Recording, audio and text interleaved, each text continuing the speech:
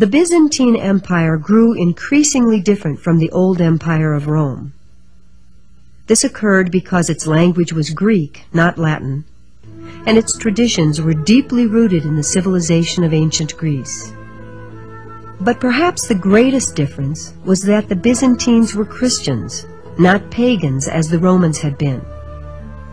In fact, the Byzantine Empire was the world's first Christian state, and it sought to govern in accordance with Christian principles.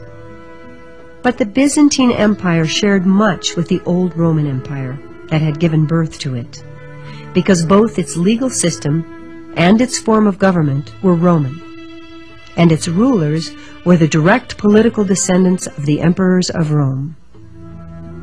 By 527 AD, slightly over half a century after the collapse of the Roman Empire, the Byzantine Empire was still limited to just the eastern Mediterranean region.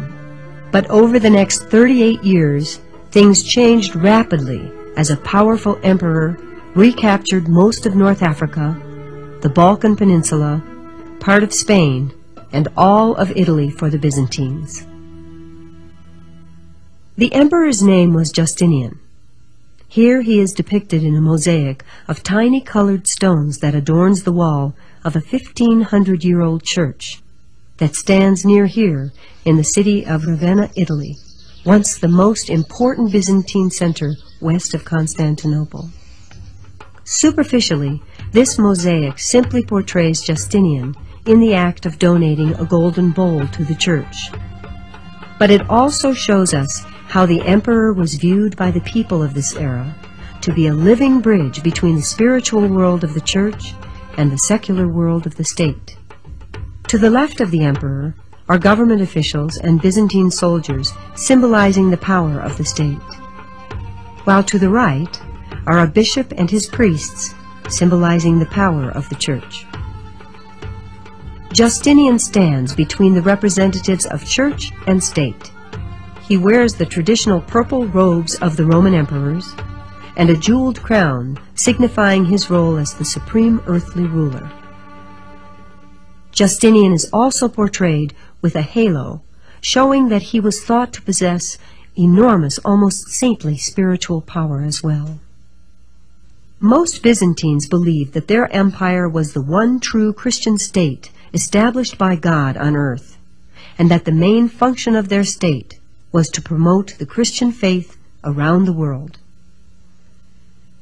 In fact, to demonstrate the strength of his faith, Justinian had old pagan temples torn down and used some of their stones to build this enormous church called Santa Sofia, which is the most famous building of the Byzantine era.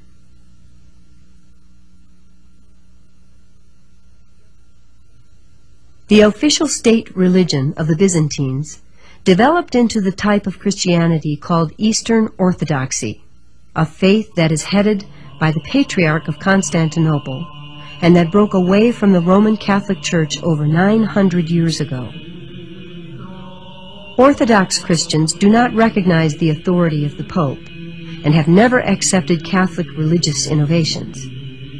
Instead, they have tried to preserve the ancient traditions of the original Christian Church. Over the centuries, Eastern Orthodox Christianity was spread northward by the Byzantines into Russia and Eastern Europe, where today Orthodox Church members number in excess of 150 million souls.